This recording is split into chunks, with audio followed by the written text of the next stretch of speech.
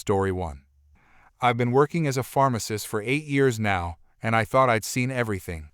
Cancer patients, elderly people struggling with complex medication regimens, parents desperate to get antibiotics for their sick kids.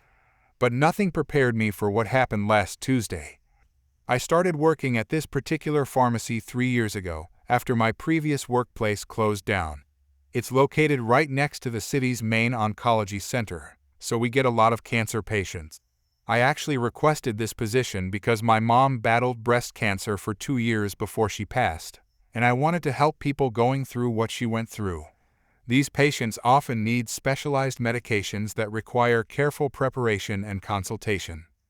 That Tuesday started like any other day. I came in early to prepare the chemotherapy medications that needed special handling. By 9 a.m., we already had our usual morning rush of cancer patients picking up their treatments before their appointments next door. I was helping an elderly gentleman who was getting medication for his prostate cancer when she walked in. Middle-aged woman in expensive clothes, designer handbag, the whole 9 yards. She marched straight to the counter, completely ignoring the line of 4 people ahead of her. "Karen, excuse me, I need my prescription filled immediately." "Me, ma'am, I'll be happy to help you, but there are several people ahead of you in line." "Karen, I don't care about the line.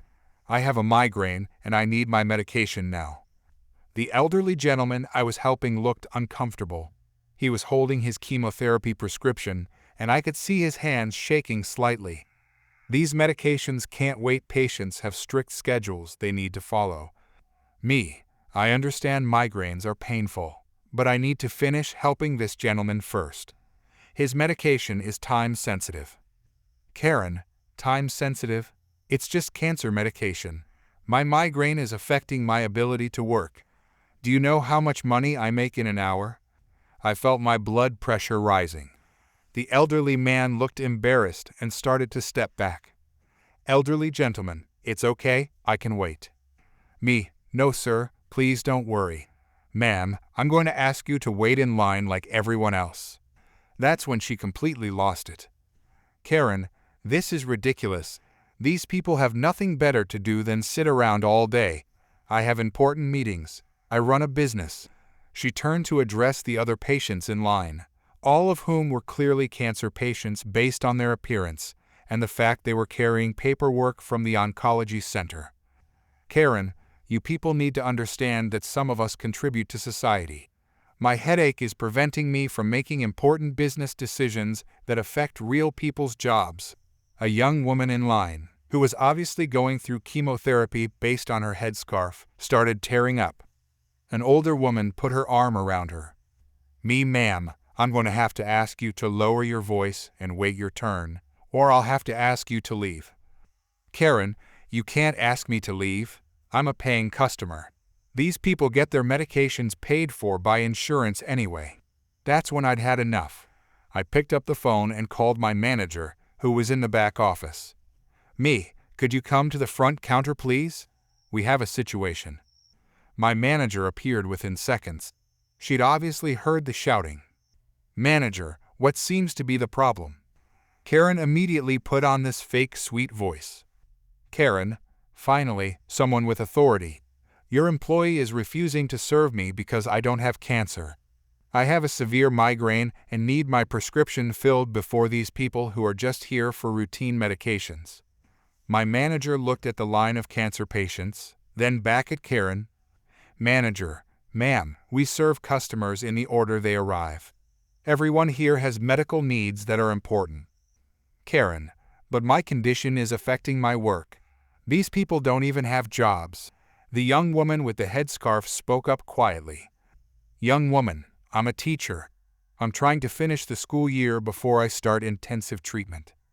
"Karen, well, I'm sure they can find a substitute. My business can't run without me." That's when my manager's expression completely changed. "Manager, ma'am, I'm going to have to ask you to leave the premises immediately." "Karen, you can't kick me out. I'll sue you. I'll report you to corporate. Do you know who my lawyer is?" "Manager, security is being called. You have 2 minutes to leave voluntarily." Karen looked around wildly, expecting support from other customers, but everyone was staring at her with disgust. The elderly gentleman shook his head. Elderly gentleman, some people have no shame. As Karen stormed toward the exit, she knocked over a display of reading glasses. She didn't stop to pick anything up. Karen, you'll be hearing from my lawyer. This is discrimination. After she left, the pharmacy was dead silent for a moment. Then I continued helping the elderly gentleman with his prescription. I'm so sorry about that, sir. Let me get this filled for you right away. Elderly gentleman, son, don't you apologize. You handled that perfectly. That woman has no idea what real problems look like. The young teacher came up to the counter after him. Young woman, thank you for standing up for us. You didn't have to do that. Actually, I did. My mom went through this same treatment. Nobody should have to deal with that kind of behavior when they're already fighting for their lives. About an hour later, my manager came over with a grin on her face. Manager, you're not going to believe this. That woman called corporate to complain, and it turns out she's been banned from 3 other pharmacies in the city for similar behavior. Corporate told her she's now banned from all our locations too. The best part? Later that afternoon, the elderly gentleman's daughter came by to thank us. Turns out he's a retired judge, and he was so impressed with how we handled the situation that he wrote a letter to our district manager praising the staff. We both got commendations in our personnel files. Sometimes karma works exactly the way it should. Story 2. I've been using a wheelchair for about 3 years now after a car accident left me with permanent nerve damage in my legs. Most days, I've gotten pretty good at navigating the world and dealing with people's reactions. Some stare, some are overly helpful, and most just treat me normally. But nothing prepared me for what happened at the electronics store last Tuesday. I work as a freelance graphic designer, and my laptop had been acting up for weeks. Finally, it completely crashed while I was working on a big project for a client. I needed a new one fast, so I headed to the big electronics chain store downtown during my lunch break. The store was busy, but not packed. I rolled through the automatic doors and made my way to the laptop section. I'd done my research online and knew exactly what I wanted, so I just needed to find someone to help me make the purchase. That's when I spotted her behind the customer service counter. A woman in her 40s with short blonde hair and the store's blue polo shirt. She was helping another customer, so I waited patiently nearby, looking at some of the display models while I waited my turn. When the other customer left, I rolled up to the counter. Hi there, I'm looking to buy a laptop today. I know exactly which model I want. She looked down at me with this weird expression, like she was confused or annoyed. Karen, are you actually going to buy something, or are you just looking around? Yes, I'm definitely buying. Like I said, I know exactly what I want. It's the Dell model that's on sale this week. Karen, well, I can't help you from down there. You need to stand up if you want service. I thought I'd misheard her. I blinked a few times and tried to process what she just said. I'm sorry, what did you say? Karen, I said you need to stand up. I'm not going to bend down to talk to you. It's unprofessional. I can't stand up. I'm in a wheelchair. Karen, I can see that. But if you want service here, you need to make an effort. Other customers have to stand, so you should too. I felt my face getting hot. I couldn't believe what I was hearing. I literally cannot stand up. That's why I'm in a wheelchair. Karen, look, I don't know what your deal is, but I have policies to follow. Either stand up so we can have a proper conversation, or you need to leave. By now, other customers were starting to notice the commotion. I saw a few people stopping to look our way. Can I speak to your manager, please? Karen, I am the manager on duty right now, and I'm telling you that if you can't follow our customer service protocols, you need to leave. Your customer service protocols require people to stand up. That's discrimination against people with disabilities. Karen, it's not discrimination, it's professionalism. I shouldn't have to crouch down or lean over to help customers. It's not good for my back, and it looks unprofessional to other customers. I pulled out my phone and started recording. Me, just to be clear, you're refusing to serve me because I'm in a wheelchair and won't stand up. Karen, put that phone away. You can't record in here.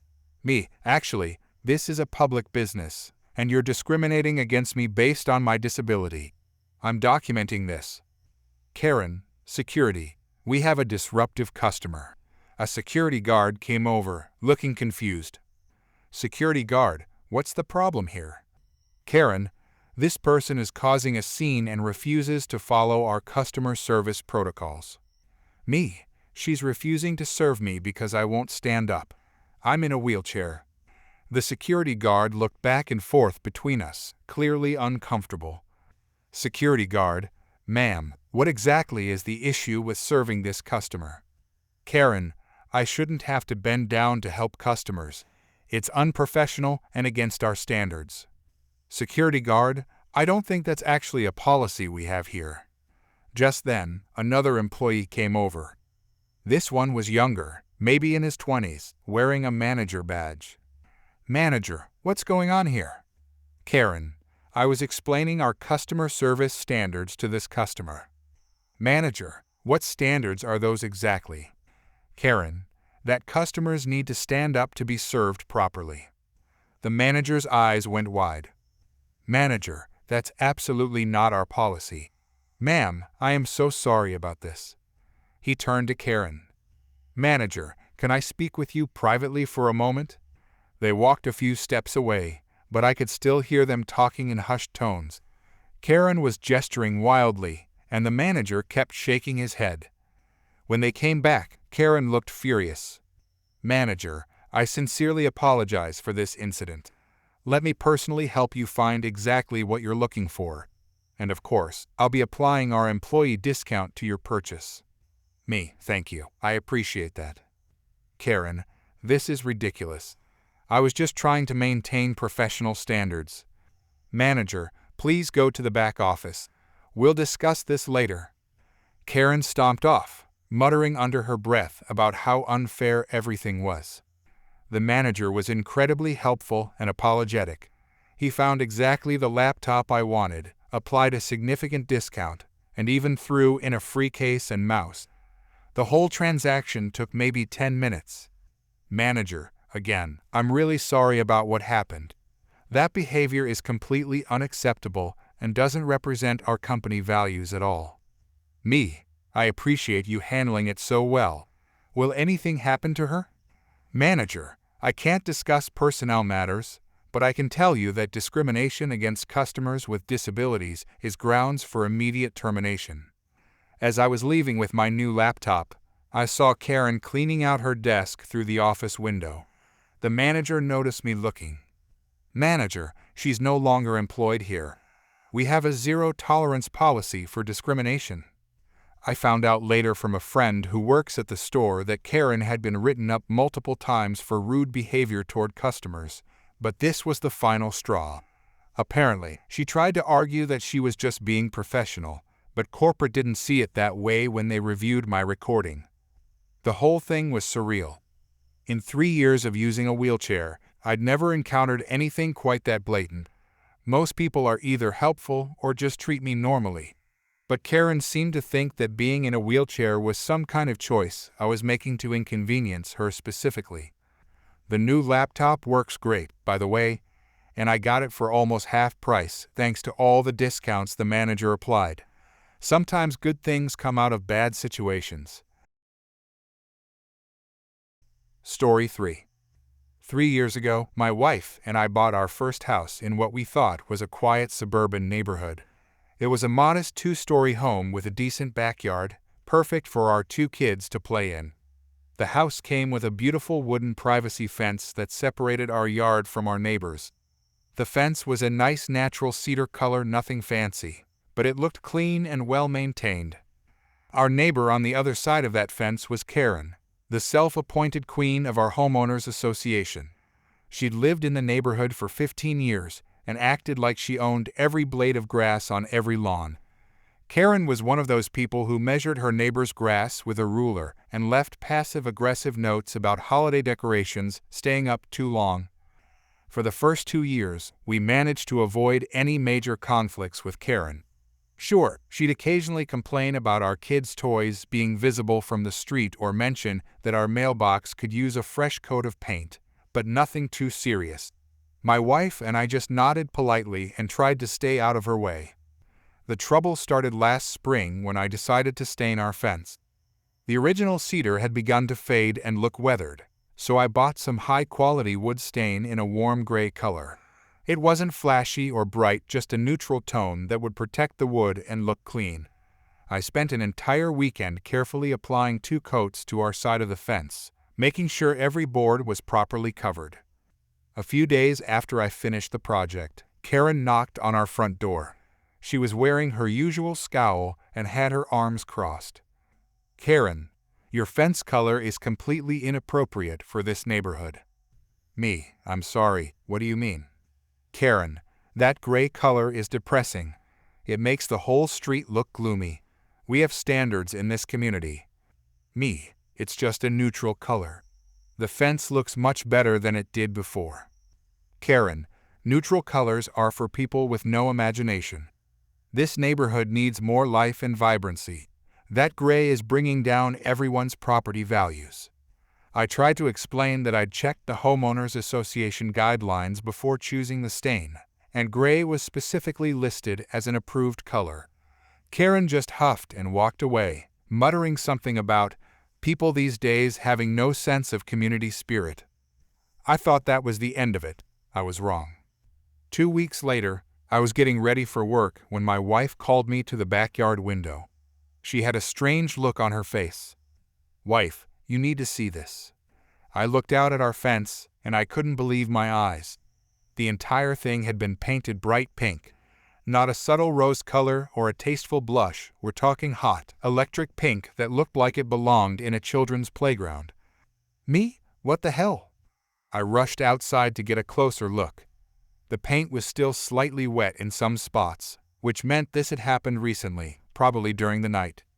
Every single board on our side of the fence had been covered in this ridiculous pink paint, right over the gray stain I'd worked so hard to apply. I immediately marched over to Karen's house and rang the doorbell.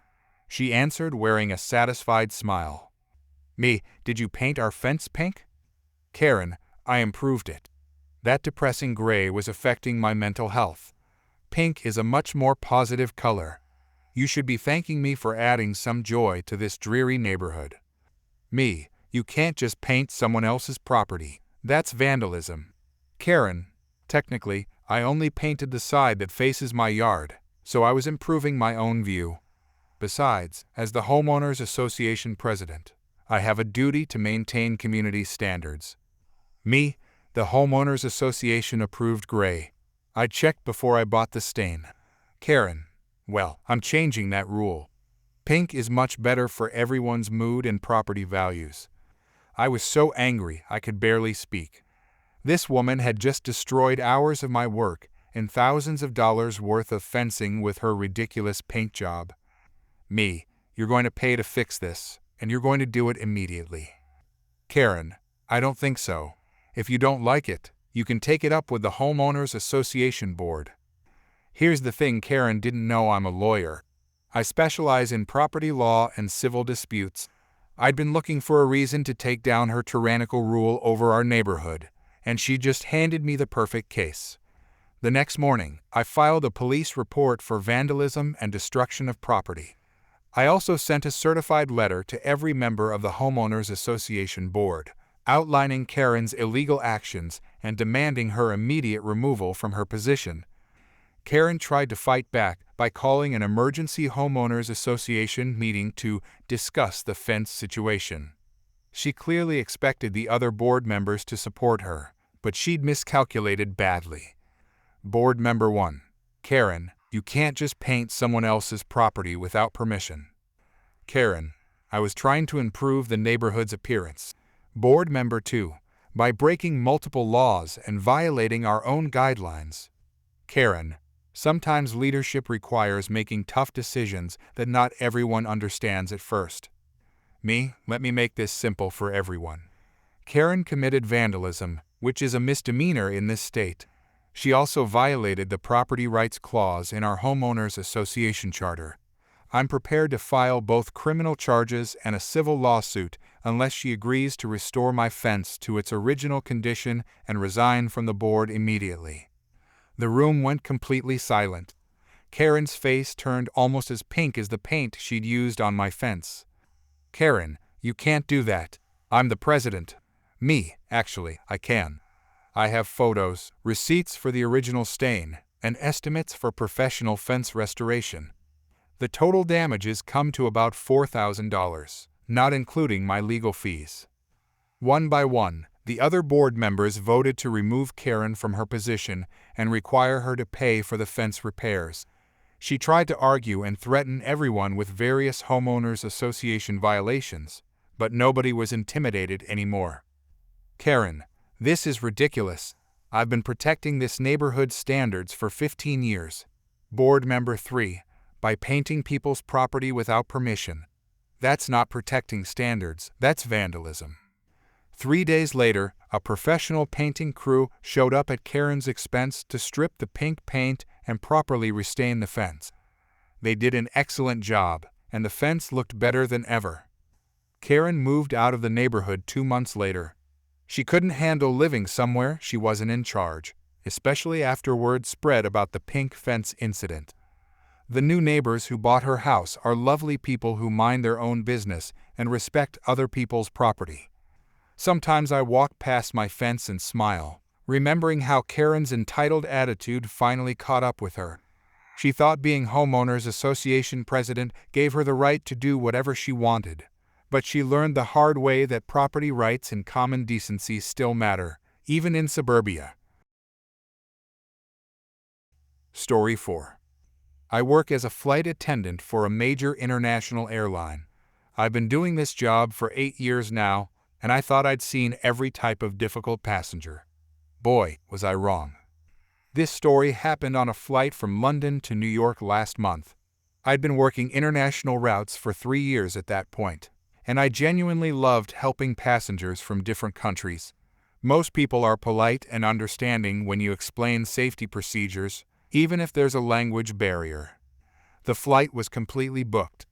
We had passengers from all over Europe heading to the States for business and vacation. Everything was going smoothly during boarding until this woman in seat 12 caught my attention.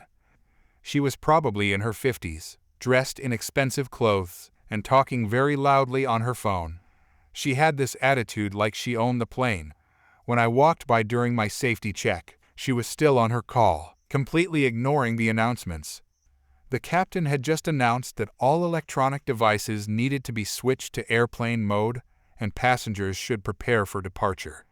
I approached her with my usual professional smile. Excuse me, ma'am. We need all phones to be switched to airplane mode now as we're preparing for takeoff. She looked at me like I had just told her the sky was green. Karen, I'm on an important business call. I'll be done in a few minutes. I understand, but for safety reasons, all passengers need to comply with the electronic device policy before we can depart. Karen, listen, sweetheart, these rules don't apply to Americans. I'm a United States citizen, and I know my rights. I blinked a few times, trying to process what she just said. The passenger next to her, a British gentleman, was staring at her with his mouth slightly open. Ma'am, regardless of nationality, all passengers on this aircraft must follow the same safety regulations. This is for everyone's safety. Karen, no, you don't understand. I'm American. These are British airline rules, and I don't have to follow them. It's in the international law. The British gentleman next to her couldn't help himself. British passenger, I beg your pardon, but that's not how aviation law works at all. Karen, mind your own business. This doesn't concern you, foreigner. I could feel my patience wearing thin, but I maintained my professional composure. Ma'am, This aircraft operates under international aviation safety standards. Every passenger, regardless of citizenship, must comply. I'm going to need you to end your call and switch your phone to airplane mode immediately. Karen, I want to speak to your supervisor. This is discrimination against Americans. You people are just jealous because we have more freedoms than you do. At this point, other passengers were turning around to see what the commotion was about. A family with young children looked particularly uncomfortable. The woman was getting louder and more agitated. I signaled to my colleague, who was the senior flight attendant on this flight. She came over immediately. Senior flight attendant, is there a problem here? Karen, yes, your employee is harassing me and violating my constitutional rights as an American citizen. She's trying to force me to hang up my phone, but American laws supersede British laws. Senior flight attendant, ma'am, I need you to understand that when you're on this aircraft, you're subject to aviation safety regulations that apply to all passengers equally. Your phone must be switched to airplane mode immediately, or we cannot depart. Karen, this is ridiculous. I'm calling the American embassy. You can't treat American citizens this way. She was now shouting loud enough for the entire cabin to hear. I noticed several passengers rolling their eyes, and a few were getting their phones out to record the situation. Senior flight attendant, ma'am, if you continue to refuse to comply with safety regulations, we will have to ask you to leave the aircraft. Karen, you can't kick me off. I paid for this ticket. This is theft. The situation was escalating quickly. The senior flight attendant made a decision. Senior flight attendant, I'm calling the captain. Within 2 minutes, the captain appeared.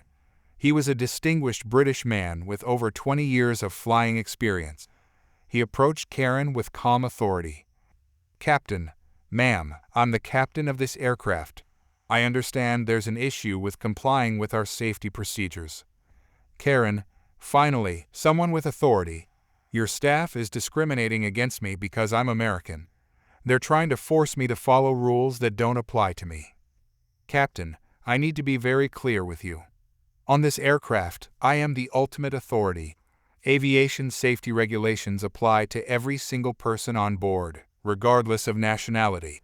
You will turn off your phone and switch it to airplane mode immediately, or you will be removed from this flight. Karen, you can't remove me. I know the law. Americans have diplomatic immunity. The captain's expression didn't change, but I could see he was done with this conversation. Captain, that's not how diplomatic immunity works, and you clearly don't have it anyway. You have 30 seconds to comply, or security will escort you off this aircraft. Karen, this is outrageous. I'm suing this airline. I'm calling the news. This is international discrimination. The captain turned to me. Captain, call ground security immediately. Karen's face went white. Karen, wait, you can't be serious. Captain, ma'am, you've had multiple opportunities to simply follow basic safety procedures. Your behavior is disrupting other passengers and delaying this flight. Security is on their way. Within 5 minutes, 2 security officers boarded the plane. The entire cabin was dead silent, watching as they approached Karen's seat. Security officer, ma'am, we need you to gather your belongings and come with us. Karen, this is illegal. I'm being kidnapped. Help me. Someone record this. As it turned out, several passengers had already been recording her outburst. She grabbed her purse and carry-on bag, still shouting about her rights and threatening lawsuits. Karen, you'll be hearing from my lawyer. This is discrimination. I'm American. Security officer, ma'am, you need to come quietly, or we'll have to call additional backup. As they escorted her down the aisle, she continued her rant. Karen, all of you are witnesses to this illegal treatment. I hope you're proud of yourselves for supporting terrorism against Americans. The moment she was off the plane, the entire cabin erupted in applause. The British gentleman who had tried to correct her earlier started clapping loudly. British passenger, well done, crew. Absolutely brilliant handling of that situation. Other passengers began thanking us for dealing with her professionally. A woman across the aisle even apologized on behalf of Americans everywhere. American passenger, I'm so sorry you had to deal with that. She doesn't represent any of us. The senior flight attendant made an announcement. Senior flight attendant, ladies and gentlemen, thank you for your patience during that delay. We appreciate your understanding and compliance with our safety procedures. We'll be departing shortly. The rest of the flight was absolutely peaceful. Passengers were extra polite and understanding. Several people thanked us throughout the flight for maintaining safety standards. The best part came later when we found out what happened to Karen. According to ground security, she was detained for disrupting aviation safety and banned from flying with our airline for 5 years. She also missed her connecting flight and had to book a new ticket with another airline at her own expense. The cherry on top was when the video of her meltdown went viral on social media. Someone had posted it with the caption, "American Karen thinks laws don't apply to her on international flight." Last I checked, it had over 2 million views. Sometimes justice really does serve itself. Story 5. I've been a frequent business traveler for the past 5 years, working as a regional sales manager for a medical equipment company. This particular trip was different, though I'd finally saved up enough vacation days and money to treat myself to a proper beach getaway at a nice resort in Florida. I'd been planning this solo vacation for months, specifically choosing a room with ocean view and balcony access because I wanted to watch the sunrise each morning with my coffee. It was going to be my first real break in 2 years. The hotel was beautiful when I arrived that Thursday afternoon. I checked in smoothly, got my key card, and headed up to the 4th floor. Room 412 was perfect, exactly what I'd booked and paid extra for. The balcony overlooked the ocean, and I could already imagine myself out there the next morning. I unpacked, took a shower, and decided to grab some dinner from the hotel restaurant. That's when I first encountered her. I was waiting for the elevator in the lobby when this woman with 2 kids, maybe around 8 and 10 years old, came storming up to the front desk. She had that haircut, you know the one, and was already talking loudly to the poor desk clerk. "Karen, this is completely unacceptable. I specifically requested an ocean view room with a balcony for my children." Desk clerk, "Ma'am, I understand your frustration, but you booked a standard room. We don't have any ocean view rooms available this weekend. It's peak season, and we're fully booked." "Karen, I don't care what your computer says. My kids deserve a balcony. Do you know how much I'm paying to stay here?" I tried to ignore the drama and got on the elevator when it arrived, but I had a sinking feeling this wasn't over. Sure enough, the next morning around 8, I was out on my balcony with my coffee, finally relaxing and watching the waves, when I heard loud voices in the hallway. Then came aggressive knocking on my door. I opened it to find the same woman from the lobby, now with both her kids trailing behind her. "Karen, hi there, I'm staying down the hall, and I noticed you have the balcony room. My children really need access to fresh ocean air for their health, so I was wondering if you'd be willing to switch rooms with us." "Me? I'm sorry, but no. I specifically booked this room months ago and paid extra for the ocean view and balcony." "Karen, but I have children. They need this more than you do. You're just one person." "Me, I understand, but this is my vacation too. I'm sure your kids can enjoy the beach and ocean from downstairs." That's when her whole demeanor changed. "Karen, look, I'm trying to be nice about this, but my kids are going to use that balcony whether you like it or not. We have just as much right to be here as you do." Before I could respond, she actually tried to push past me into my room. I blocked the doorway with my arm. "Me, excuse me, but you cannot come into my room. This is private property that I'm renting." "Karen, don't you dare touch me. Kids, come on, let's go see the nice balcony." She was literally trying to force her way in with her children right behind her. The kids looked embarrassed and confused. "Me, I'm calling hotel security right now." I pulled out my phone, but she grabbed for it. "Karen, you're being ridiculous. It's just a balcony. My children have never seen the ocean from up high before." "Me, That's not my problem. Get away from my door, or I'm calling the police." By now, other guests were peering out of their rooms to see what the commotion was about. One older gentleman came out and stood in his doorway watching. "Karen, fine. I'm going to get the manager and have you kicked out. This is discrimination against families." She stormed off with her kids, and I quickly called the front desk to report what happened. The security guard arrived within 5 minutes. "Security guard, we've actually had several complaints about this guest already. She tried to take pool chairs that other guests were using yesterday and demanded the restaurant give her kids free dessert because they were traumatized by not having a balcony." 20 minutes later, there was another knock. This time it was the hotel manager with the security guard. "Manager, I'm so sorry about this incident. We've spoken with the other guest and made it clear that she cannot harass other visitors or attempt to enter their rooms." But apparently that wasn't the end of it. Around noon, I heard my door handle rattling. I looked through the peephole and saw her trying to use what looked like a credit card to jimmy the lock, with her kids standing there watching. I opened the door quickly. "Me, what are you doing?" "Karen, the manager said we could work something out. I'm just checking to see if you're even using the balcony." "Me, you're trying to break into my room. I'm calling the police right now." This time I actually dialed 911 while she stood there. When she realized I was serious, she started panicking. "Karen, wait, I wasn't breaking in. I was just checking if you were okay." The door seemed stuck, but it was too late. Hotel security had also been called, and they arrived just as the police showed up. Turns out, the hotel had cameras in the hallway that caught her trying to pick the lock. The police officer was not amused. "Officer, ma'am, we have video evidence of you attempting to gain unauthorized entry to this hotel room. That's attempted breaking and entering." "Karen, this is insane. I just wanted my kids to see the ocean. He's being selfish." "Officer, it doesn't matter what you wanted. You can't try to break into someone else's room." The hotel manager then delivered the best news.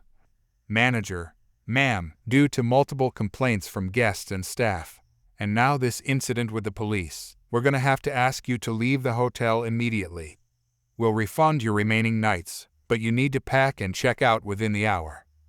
"Karen, you can't kick me out. I have children. Where are we supposed to go?" "Manager, that's not our concern. Your behavior has been completely unacceptable, and you've made other guests uncomfortable. Security will escort you to your room to pack." As they walked her away, still arguing and making threats about bad reviews and lawsuits, her kids just looked mortified. I actually felt bad for them. The older gentleman from across the hall came over to me. "Neighbor, I've been staying here for 15 years, and I've never seen anything like that. Good for you for standing your ground." The rest of my vacation was peaceful and exactly what I'd hoped for. I got to enjoy my morning coffee on the balcony every single day, watching the sunrise over the ocean. The hotel staff went out of their way to make sure I was comfortable after the incident, even upgrading my dinner reservations. Sometimes I wonder what goes through people's heads when they think they're entitled to things that don't belong to them. But mostly, I just felt relieved that hotel security and the police took it seriously. It could have been a lot worse if they hadn't backed me up. The balcony was worth every penny I paid for it.